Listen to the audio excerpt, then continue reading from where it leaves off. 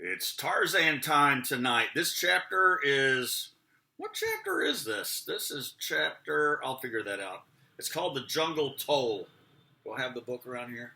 I'll know by the end of it. It's the next chapter that I'm going to read. But before I do, I just got to take 1 second to thank three people involved kind of in this with and for me. My two sisters, Cindy and Holly, and someone that I've met online. I've never met personally, Angie, who all three of them have tipped me as a storyteller. So thank you. It's very nice for you to do. It's kind of like a musician that's out playing. It is not necessary. It's appreciated, although they're getting paid a wage. I'm not. If you tip me, it's awesome. It's kind of like I need just a little bit of extra in my Social Security disability insurance. So every little bit helps. And Cindy, her tip paid for my electric bill. Thank you. Angie has been tipping for almost a year. Before I was reading on this, she was kind of helping out when I was back in St. Pete. So God bless you. You're an angel. And one day we'll finally meet. All right, here we go. I'm going to guesstimate this is chapter 18. We'll find out. But it's called The Jungle Toll. And this is another one. As this part, I mean, I know the beginning of the book so well. Now it's like, this is as breakthrough to me as it is to you. Let's get in on it. The Jungle Toll. Early in the following morning, Tarzan awoke. And his first thought of the new day, as the last of yesterday, was of the wonderful writing which lay hidden in his quiver. He stole it from Jane. Hurriedly he brought it forth, hoping against hope that he could read what the beautiful white girl had written there the preceding evening. At the first glance, he suffered a bitter disappointment. Never before had he so yearned for anything as now he did for the ability to interpret a message from that golden-haired divinity who had come so suddenly and so unexpectedly into his life. What did it matter if the message were not intended for him? It was an expression of her thoughts, and that was sufficient for Tarzan of the Apes. And now to be baffled by strange, uncouth characters, the like of which he had never seen before. Why, they even tipped in the opposite direction from all that he had ever examined, either in printed books or at the difficult script of the few letters he had found. Even the little bugs of the black book, that's what he calls letters in books, were familiar friends, though their arrangement meant nothing to him. But these bugs were new and unheard of. For 20 minutes he pored over them, when suddenly they commenced to take familiar through distorted shapes. They were his old friends, but badly crippled. Then he began to make out a word here and a word there. His heart leaped for joy. He could read it, and he would. In another half hour, he was progressing rapidly. But for an exceptional word now and again, kind of like when I'm reading this, he found it very plain sailing. Here's what he read. West coast of Africa, about 10 times degrees south latitude, so Mr. Clayton says. February the 3rd, 1909. Dearest Hazel, it seems foolish to write you a letter that you may never see, but I simply must tell somebody of our awful experiences since we sailed from Europe on the ill-fated Arrow. If we never return to civilization, as now seems only too likely, this will at least prove a brief record of the events which led up to our final fate, whatever it may soon be. As you know, we were supposed to have set out upon a scientific expedition to the Congo. Papa was presumed to entertain some wondrous theory of an unthinkably ancient civilization, the remains of which lay buried somewhere in the Congo Valley. But after we were well under sail, the truth came out. It seems that an old bookworm who has a book and curio shop in Baltimore discovered between the leaves of a very old Spanish manuscript a letter written in 1550 telling the adventures of a crew of mutineers of a Spanish galleon bound from Spain to South America with a vast treasure of doubloons and pieces of eight, I suppose, for they certainly sound weird and piratey. Piratey. The writer had been one of his crew, and the letter was to his son, who was, at the same time the letter was written, master of a Spanish merchantman. Many years had elapsed since the events the letter carried and transpired, and the old man had become a respected citizen of an obscure Spanish town, but the love of gold was still so strong upon him that he risked all to acquaint his son with the means of attaining fabulous wealth for them both. The writer told how, when but a week out from Spain, the crew had mutinied and murdered every officer and man who had opposed them, but they defeated their own ends by this very act, for there was none left competent to navigate a ship at sea. They were blown hither and thither for 2 months until, sick and dying of scurvy, starvation, and thirst, they had been wrecked on a small islet. The galleon was washed high upon the beach, where she went to pieces, but not before the survivors, who outnumbered but 10 souls, had rescued one of the great chests of treasure. This they buried well upon the island, and for 3 years they lived there in constant hope of being rescued. One by one they sickened and died, until only one man left, the writer of this letter. The men had built a boat from the wreckage of the galleon, but having no idea where the island was located, they had not dared to put out to sea. When all were dead except himself, however, the awful loneliness so weighed upon the mind of the sole survivor that he would endure it no longer, and choosing to risk death upon the open sea rather than madness on the lonely isle, he set sail in his little boat after nearly a year of solitude.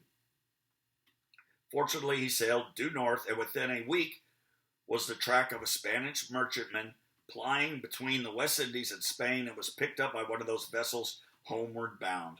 The story he told was merely one of shipwreck, in which all but a few had perished, the balance, except himself, dying after reached island. He did not mention the mutiny or the chest of buried treasure. The master of the merchantman assured him that from the position at which they had picked him up in the prevailing winds for the past week, he could have been on no other island than one of the Cape Verde group, which lie off the west coast of Africa in about 16 times or 17 times north latitude. This letter described the island minutely, as well as the location of the treasure, and was accompanied by the crudest, funniest little old map you ever saw, with trees and rocks all marked with scrawly X's to show the exact spot where the treasure had been buried. When Papa explained the real nature of the expedition, my heart sank, for I know so well how visionary and impractical the poor dear has always been that I feared that he had again been duped, especially when he told me that he had paid $1,000 for the letter and the map. To add to my distress, I learned that he had borrowed $10,000 more from Robert Candler and had given his notes for the amount. Mr. Candler had asked for no security, and you know, dearie, that I will mean for me if Papa cannot meet them. Oh, how I detest that man. We all tried to look on the bright side of things, but Mr. Philander and Mr. Clayton, he joined us in London just for the adventure, both felt as skeptical as I. Well, to make a long story short, we found the island and the treasure, a great iron-bound oak chest wrapped in layers of oiled sailcloth, and as strong and firm as when it had been buried nearly 200 years ago. It was simply filled with gold coin, and was so heavy that 4 men bent underneath its weight. The horrid thing seems to bring nothing but murder and misfortune to those who have anything to do with it. For 3 days after we sailed from the Cape Verde Islands, our own crew mutinied and killed every one of their officers. Oh, it was the most terrifying experience one could imagine. I cannot even write of it. They were going to kill us too. But one of them, the leader, named King, would not let them, and so they sailed south along the coast to a lonely spot where they found a good harbor, and here they landed, and they have left us. They sailed away with the treasure today. But Mr. Clayton says they will meet a fate similar to the mutineers of the ancient galleon, because King, the only man aboard who knew aught of navigation, was murdered on the beach by one of the men the day we landed. I wish you could know Mr. Clayton. He is the dearest fellow imaginable, and unless I am mistaken, he has fallen very much in love with me. He is the only son of Lord Greystoke, and someday will inherit the title and the estates. In addition, he is wealthy in his own right, but the fact that he is going to be an English lord makes me very sad. You know what my sentiments have always been relative to American girls who married titled foreigners. Oh, if he were only a plain American gentleman. But it isn't his fault. Poor fellow. And in everything except birth, he would do credit to my country. And that is the greatest compliment I know how to pay any man. We have had the most weird experiences since we were landed here. Papa and Mr. Philander lost in the jungle and chased by a real lion. Mr. Clayton lost and attacked twice by wild beasts. Esmeralda and I cornered in an old cabin by a perfectly awful man-eating lioness. Oh, it was simply terrifical, as Esmeralda would say. But the strangest part of it all is the wonderful creature who rescued us. I have not seen him, but Mr. Clayton and Papa and Mr. Philander all have. And they say that he is a perfectly godlike white man tanned to a dusky brown, with the strength of a wild elephant, the agility of a monkey, and the bravery of a lion. He speaks no English, vanishes mysteriously after he has performed some valorous deed, as though he were a disembodied spirit. Then we have another weird neighbor who printed a beautiful sign in English and tacked it on the door of the cabin, which we had preempted, warning us to destroy none of his belongings and signing himself Tarzan of the Apes. We have never seen him, though we think he is about for one of the sailors who is going to shoot Mr. Clayton in the back, received a spear in his shoulder from some unseen hand up in the trees in the jungle. The sailors left us but a meager supply of food, so we have only a single revolver, but with 3 cartridges left in it. We do not know how we can procure meat, though Mr. Philander says that we can exist indefinitely on the wild fruit and nuts which abound in the jungle. I am very tired now, so I shall go to my funny little bed of grasses, which Mr. Clayton gathered for me. But we'll add to this from day to day as things happen. Lovingly, Jane Porter. To Hazel Strong, Baltimore, Maryland. Tarzan sat in a brown study for a long time after he finished reading the letter. It was filled with so many new and wonderful things that his brain was in a whirl as he attempted to digest them all. So they did not know that he was Tarzan of the Apes. He would tell them. In his tree he had constructed a rude shelter of leaves and boughs, beneath which, protected from the rain, he had placed the few treasures brought from the cabin. Among these were some pencils. He took one, and beneath Jane Porter's signature he wrote, "I am Tarzan of the Apes." He thought that would be sufficient. Later he would return the letter to the cabin. In the matter of food, thought Tarzan, they had no need to worry. He could provide, and he did. The next morning, Jane found her missing letter in the exact spot from which it had disappeared 2 nights before. She was mystified, but when she saw the printed words beneath her signature, she felt a cold, clammy chill run up her spine. She showed the letter, or rather the last sheet, with the signature, to Clayton.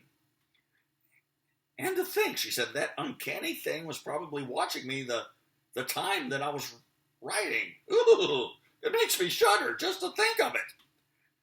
But he must be friendly, reassured Clayton, for he's returned your letter, nor did he offer to harm you, and unless I'm mistaken, he left a very substantial memento of his friendship outside the cabin door last night, for I just found the carcass of a wild boar there as I came out.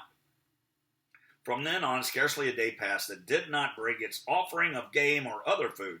Sometimes it was a young deer, again a quantity of strange cooked food, cassava cakes pilfered from the village of Babanga, or a boar, or leopard, and once a lion.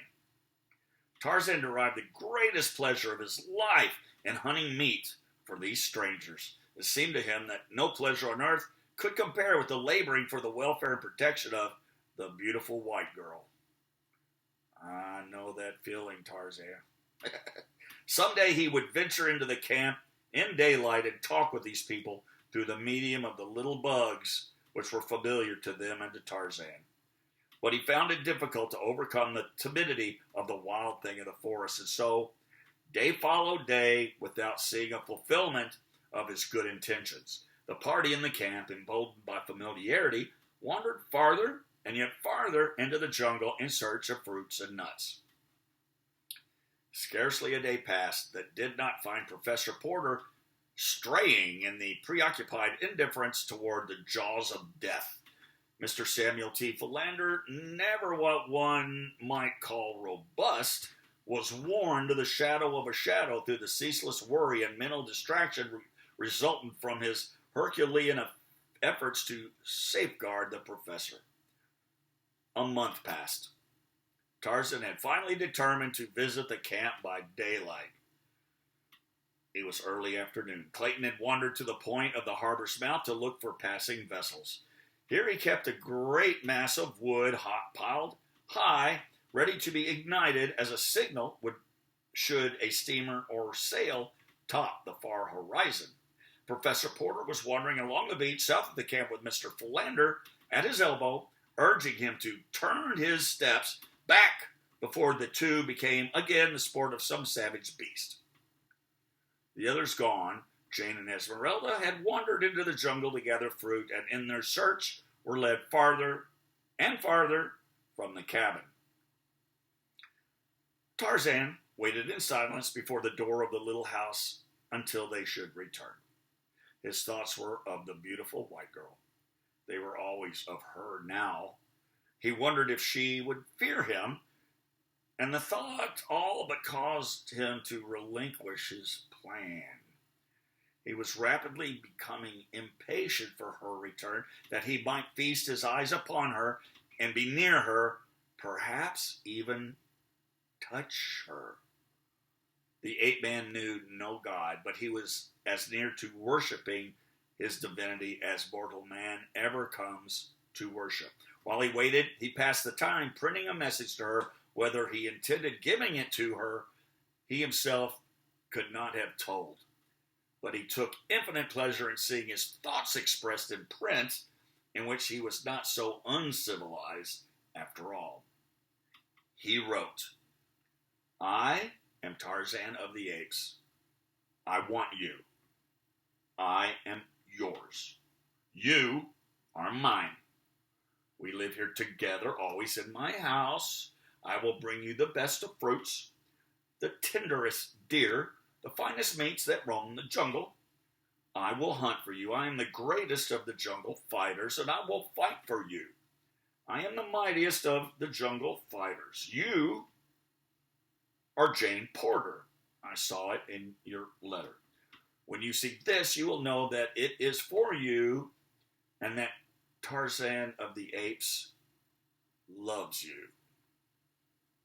As he stood straight as a young Indian by the door, waiting after he had finished the message, there came to his keen ears a familiar sound. It was the passing of a great ape through the lower branches of the forest. For an instant he listened intently, and then from the jungle came the agonized scream of a woman, and Tarzan the Apes, dropping his first love letter upon the ground, shot like a panther into the forest. Clayton also heard the scream, and Professor Porter and Mr. Philander, and in a few minutes they came panting to the cabin, calling out to each other in a volley of excited questions as they approached. A glance within confirmed their worst fears. Jane and Esmeralda were not there. Instantly, Clayton, followed by the two old men, plunged into the jungle, calling the girl's name aloud. For half an hour they stumbled on, until Clayton, by merest chance, came upon the prostrate form of Esmeralda. He stopped beside her, feeling for her pulse and then listening for her heartbeats. She lived. He shook her. "Esmeralda," he shrieked in her ear. "Esmeralda, for God's sake, where's Miss Porter? What has happened? Esmeralda!" Slowly, Esmeralda opened her eyes. She saw Clayton. She saw the jungle all about her. "Oh, Gabrielle!" she screamed, and fainted again. By this time, Professor Porter and Mr. Philander had come up. "What shall we do, Mr. Clayton?" asked the old professor. "Where shall we look? God could not have been so cruel as to take my little girl away from me now." "We must arouse Esmeralda first," replied Clayton. "She can tell us what has happened." "Esmeralda!" he cried again, shaking the black woman roughly by the shoulder.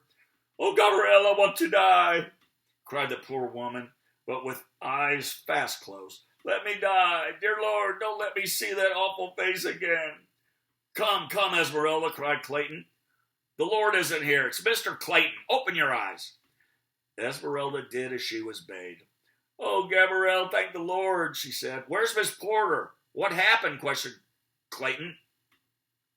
"Ain't Miss Jane here?" cried Esmeralda, sitting up with a wonderful celerity for one of her bulk. "Oh, Lord, now I remember. It must have took her away." And the negress commenced to sob and wail her lamentations. "What took her away?" cried Professor Porter.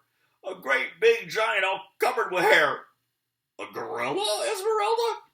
questioned Mr. Philander, and the three men scarcely breathed as he voiced that terrible thought. "I thought it was the devil, but I guess it must have been one of them gorillafants. Oh, my dear poor baby. Oh, poor little honey." And again Esmeralda broke into uncontrollable sobbing. Gorillafants. I don't remember any of this. Clayton immediately began to look about for tracks, but he could find nothing save a confusion of trampled grasses in the close vicinity, and his woodcraft was too meager for the translation of what he did see. All the balance of the day they sought through the jungle, but as night grew on, they were forced to give up in despair and hopelessness, for they did not even know in what direction the thing had borne Jane. It was long after dark ere they reached the cabin once more, and in a sad and grief-stricken party it was that sat silently upon the little structure. Professor Porter finally broke the silence. His tones were no longer those of the erudite pedant theorizing upon the abstract and the unknowable, but those of the man of action, determined, but tinged also by a note of indescribable hopelessness and grief, which wrung an answering pang from Clayton's heart. "I shall lie down now," said the old man, "and try to sleep. Early tomorrow, as soon as it's light, I shall take what food I can carry and continue the search until I have found my Jane. I will not return without her." His companions did not reply at once. Each was immersed in his own sorrowful thoughts, and each knew, as did the old professor, what the last words meant. Professor Porter would never return from the jungle again. At length Clayton arose and laid his hand gently upon Professor Porter's bent old shoulder. "I shall go with you, of course," he said. "I knew that you would offer, that you would wish to go, Mr. Clayton, but you must not.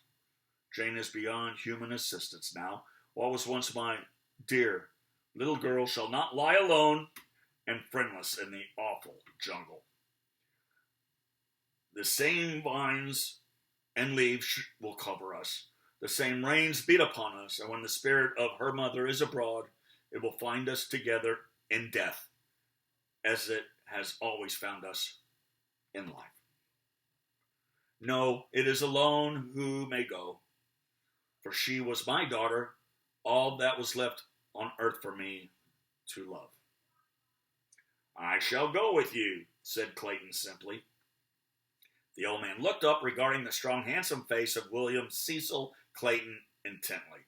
Perhaps he read there the love that lay in the heart beneath, the love for his daughter. He had been too preoccupied with his own scholarly thoughts in the past to consider the little occurrences, the chance words, which would have indicated to a more practical man that these young people were being drawn more and more closely to one another. Now they came back to him one by one. "As you wish," he said. "You may count on me also," said Mr. Philander. "No, my dear old friend," said Professor Porter, "you may not all go. It would be cruelly wicked to leave poor Esmeralda here alone, and 3 of us would be no more successful than 1. There be enough dead things in the cruel forest as it is. Come, let us try to sleep a little." The end. The chapter tomorrow night is The Call of the Primitive.